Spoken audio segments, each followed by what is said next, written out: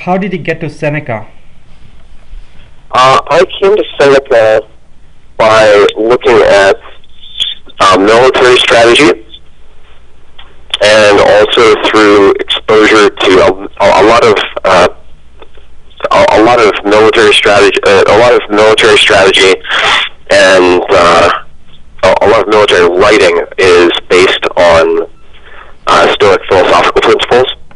Specifically, Marcus, and the two cited sources are generally Marcus Aurelius, or actually three cited sources are Marcus Aurelius and his book Meditations, which was effectively a war journal, like a war campaign journal. The second is Epictetus, Epictet, I think that is Epictetus, Tetus, I think it is, and Enchiridion. You can do a search for that, which I find difficult to read. And then lastly was Seneca. And because Seneca was translated from Latin to English as opposed to from Greek to English, and also because he was a very accomplished writer and a playwright, I find his readings to be more memorable and actionable. So it came to me through a number of different vehicles. So the study of war and war strategy. Second was through philosophers like Thoreau and Emerson, who are also fans of Seneca. And then thirdly was when I was minimizing or when I was really embracing minimalism and trying to eliminate the trivial many, both materially and otherwise, from a business standpoint. Seneca is very constantly cited by people in the less is more camp of philosophical thought. So those were. I basically came to Seneca through several different directions. The other was, and part of what appealed to me about Seneca was the similarity I found between his brand of Stoic thought and the brands of Buddhism and Zen Buddhism that were practiced by people like Musashi Miyamoto, he wrote the Book of Five Rings and is also the most famous Japanese swordsman in history. Did you also read James Stockdale?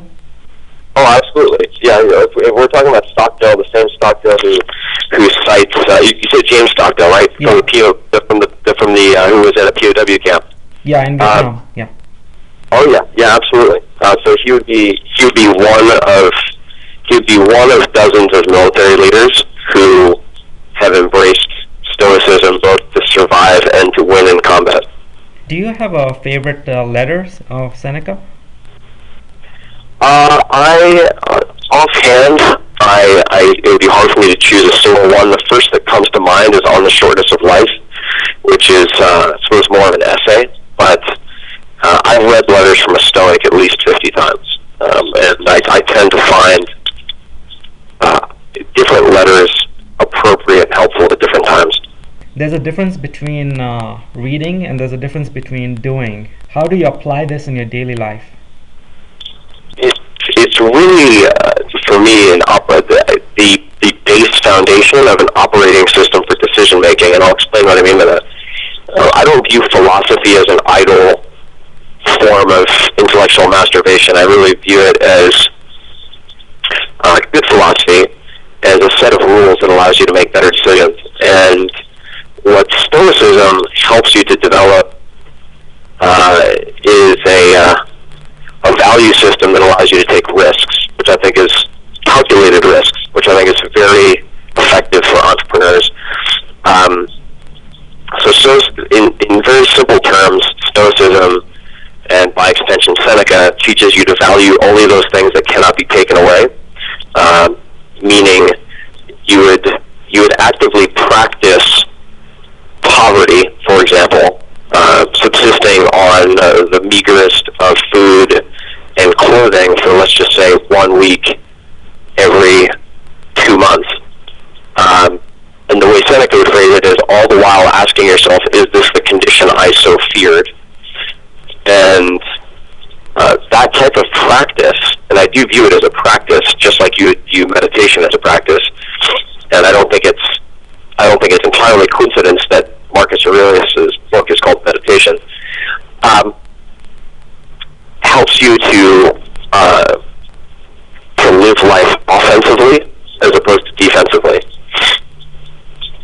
So I would say that on a daily basis, I revert to some of the basic principles of Stoicism to make decisions about where to invest my time, which relationships to cultivate, which relationships to sever, so forth and so on.